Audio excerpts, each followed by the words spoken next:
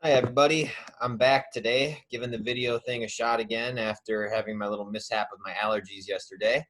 Just giving a quick look here. Don't look any worse than usual anyway. So yesterday was Confucius. We talked about how, as a philosopher, he was somebody who believed that humans, when left to their own devices, would do bad things. Therefore, you needed to have a set of rules in for literally just about everything. And if there were a set of rules to follow and you had expectations, that would allow for people to have a better chance to know what they're supposed to do, to follow those rules. And he believed that if people were able to do that, they would feel good about themselves and it would provide them for a sense of direction as they went on in life. So, I mean, whether or not you fully 100% believe in that, we're actually going to be going into another philosopher from the same area around the same time. Kind of sounds like Plato and Socrates. But actually, unlike those two, this person is going to have a very different view on life. And this is going to be a predominant philosophy that's still followed in Eastern Asia to this day. But before we get ahead of ourselves, that'll be next week.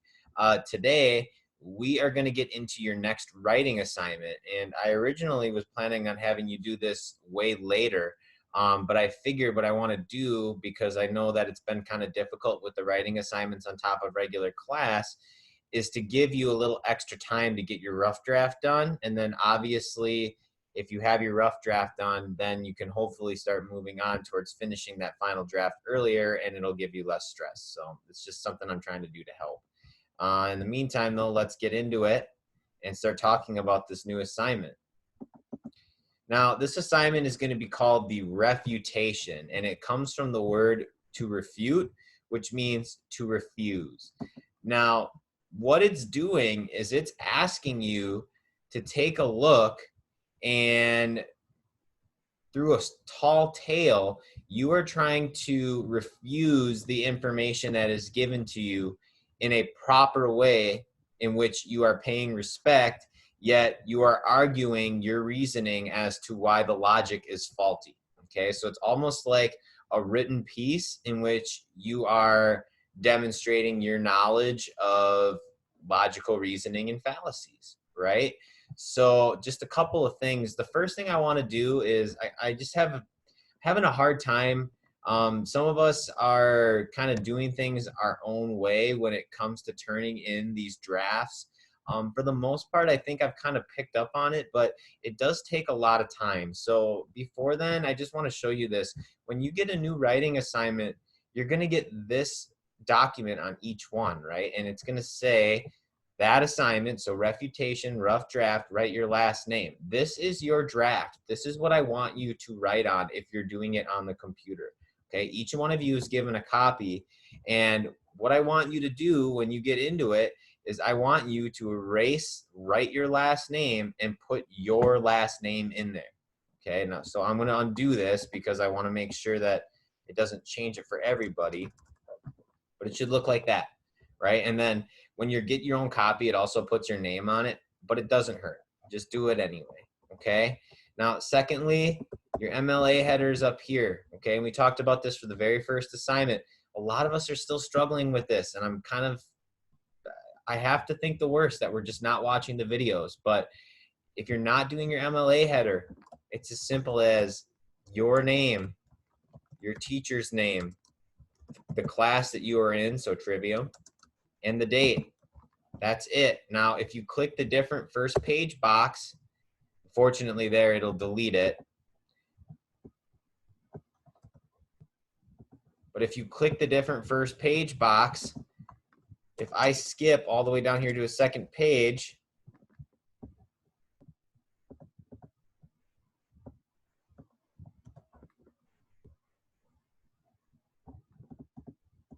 if I delete this and go back up to the top, it should still have just that one header on there. You don't need to have it on every page, okay?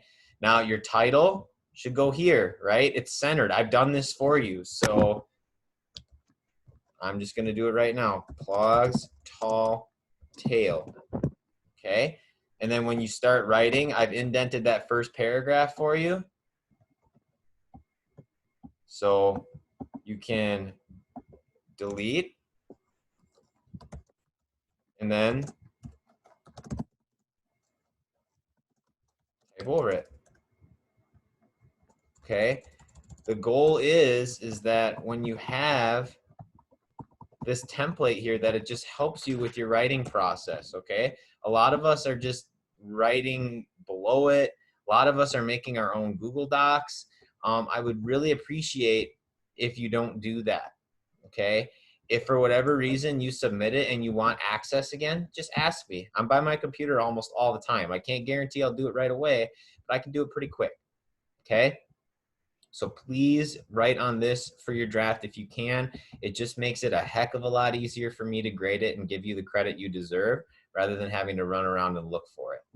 Okay, so we're actually going to take some notes here. So you should find this piece of paper in your paper packet. Now it says due on paper, so I'm thinking that that would be okay, but I just want to remind you, I'm doing this for you to have some notes to help you with the refutation piece, okay?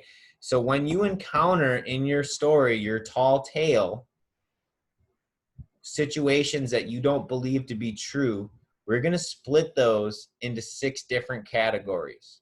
Okay, and tomorrow we're going to read a clip or a short paragraph from Pecos Bill in which we can try to figure out which of these words we are going to be able to use.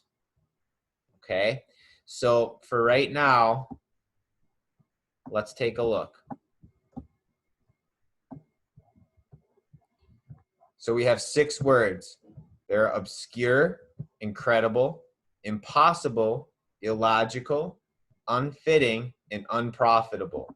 So when you encounter things in your story that you don't believe to be true, you are going to have to use one of these 6 words to describe why you don't believe it.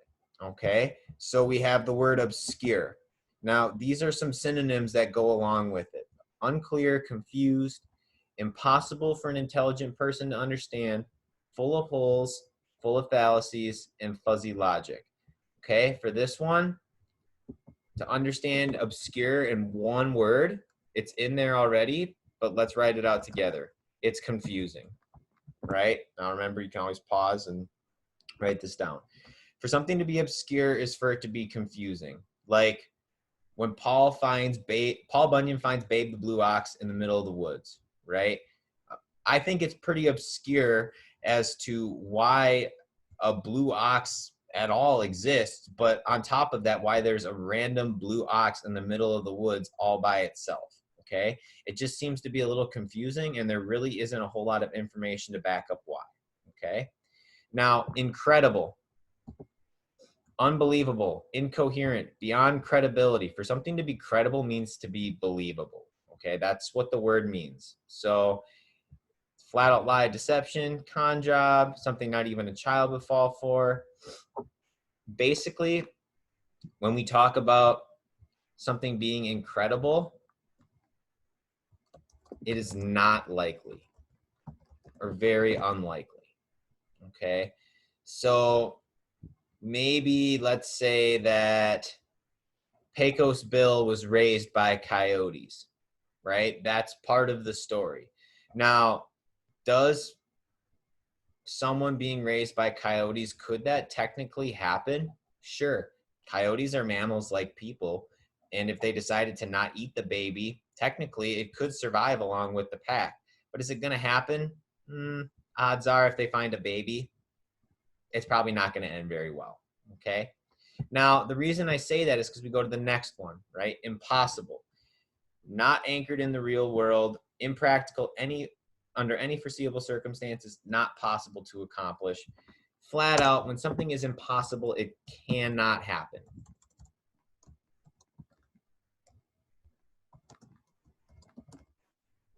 Now, I go back to the story of Paul Bunyan again. Okay?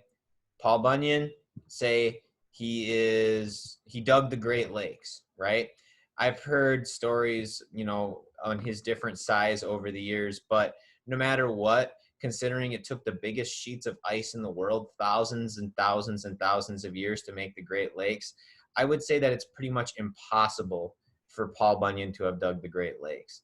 I also think it's impossible when they talk about how Babe, the blue ox, was a normal sized ox put inside of a barn to sleep when he was sick, and then grew up or woke up the next morning, and in that one night the barn had grown around his back and he was walking with the barn on his back. It just doesn't seem, it's impossible, right? And even if that were to happen, he would have broke the barn instead of having it on his back. Illogical, involves a fallacy, not standing up to the test of logic, insane, nonsense, word games, not an intelligent argument. The best word to describe this is it's a fallacy, right? It's a fallacy. It's just, it's not logical. There's something wrong. There's going to be a disconnect between this happening and perhaps one of the fallacies that we've already talked about. This one students usually don't use, but I am always interested to see if they can try, because it is pretty, you know, goes along with what we're learning. Unfitting, okay? Simply not right or moral in a civilized society, barbaric, crooked, sinful, prostituting justice, obscene or indecent, evil-minded, selfish, unworthy, decent people. For something to be unfitting, it doesn't mean like your clothes don't fit. It means unfitting means it's wrong. So once again, I go to Paul, and in the beginning of the story, he's so big that his parents put him in a cradle out in the middle of the Atlantic Ocean right off the coast of Maine because he doesn't fit in the house. Well, if you put a baby out in a cradle in the middle of the ocean, I don't care if it's as big as Paul Bunyan, what's going to happen? Probably going to fall in and drown, right? Or like in the Pecos Bill story, he falls off of the wagon, and even though his parents have 30 kids, I get that, I never see in the story that they come back and look for him. To me, that seems incredibly unfitting and wrong, right? That they don't even come back and look for the child. And then unprofitable, makes no sense financially or money-wise, will cost a fortune to do, will bankrupt us, will cost more than it saves. The risks outweigh the benefits.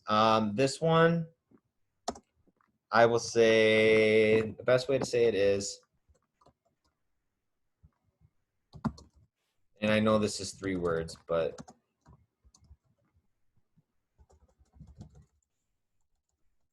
try to keep this on one line. Okay, so you'll lose money. It doesn't make financial sense to do it. Best example is one that you'll have a choice to pick from is Johnny Appleseed, right? Now, it's a great story centered around a real person about Johnny Chapman, about a guy who walks around the United States planting apple seeds so that the United States can be plentifully supplied with apples. To me, I'm wondering why a guy decides to walk around with a bag of apple seeds, planting them just at random for people, when he doesn't just try to make his own huge apple orchard and make a whole bunch of money, right? It doesn't make any sense. Why would he decide that he needs to do that as opposed to making a business that he can end up actually like sustaining his life off of rather than just walking all over the place? Could it happen? Sure. Is it impossible? No, totally could happen. You could argue it's illogical, but maybe to him it makes sense, but it's just unprofitable. It just doesn't make sense why he would want to do that rather than make his own business. Okay, so this is your little cheat sheet here with these words that we had to go along with these 6 refutations. Now, going back to your assignment, remember you can always pause. I'm going to leave it right here so you can pause it if you don't have any of these. All right. Now, we go on to this text here. This text is of Paul Bunyan, okay? And this will be in your packet. You can use Paul Bunyan if you want. It's usually the most common story used by students. I will show you a couple of links.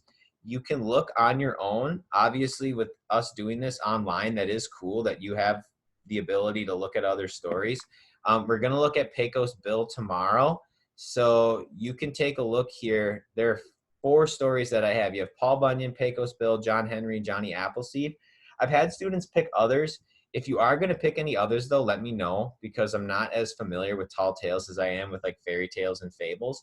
So I'd just like to get a little bit of an idea of what you're doing it on first. But we have 4 choices here. Text is here, and it'll be also in your packet. And then here is the pre-writing. Now, I have this in Google Docs. You can print this out if you want. I am not going to give each student a copy, because what's going to happen is students are going to freak out and they're going to want to do this along with their rough draft.